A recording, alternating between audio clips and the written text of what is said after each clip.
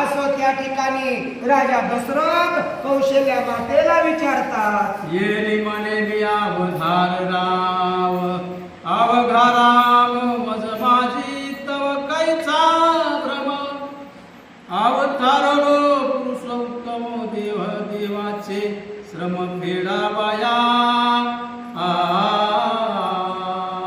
बघा प्रभू रामचंद्र हे ब्रह्म आहे आणि ते ब्रह्म या ठिकाणी कौशल्या मातेला सांगितलं, जे ब्रह्म अवस्थेमध्ये तू गेलेले आहे ते ब्रह्मपोद सोड आणि पूर्व स्थितीमध्ये ये, असं त्या ठिकाणी कौशल्या मातेला राजा दशरथ बोलतात.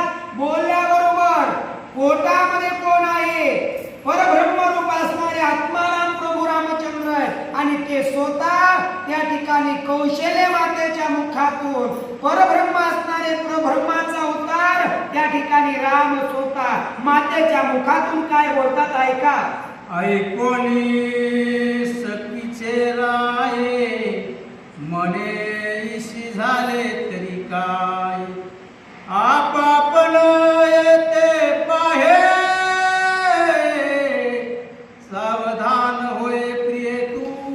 हे प्रिय कौशल्य, तू काय हो, सावध हो.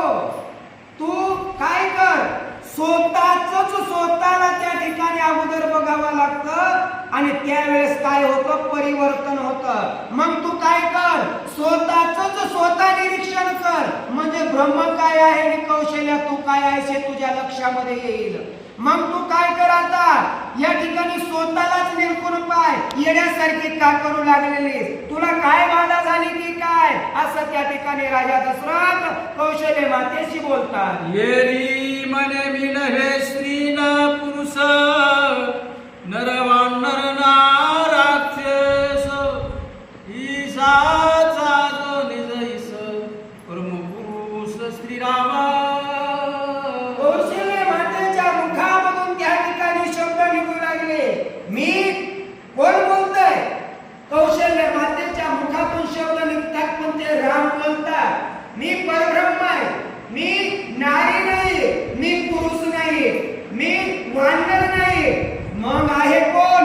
परीच्या पलीकडे असणारे प्रभू रामचंद्र परब्रह्म रूप आहे आणि ते स्वतः मातेच्या मुखातून बोलतात. राजा म्हणे तन वेगी, काय झाले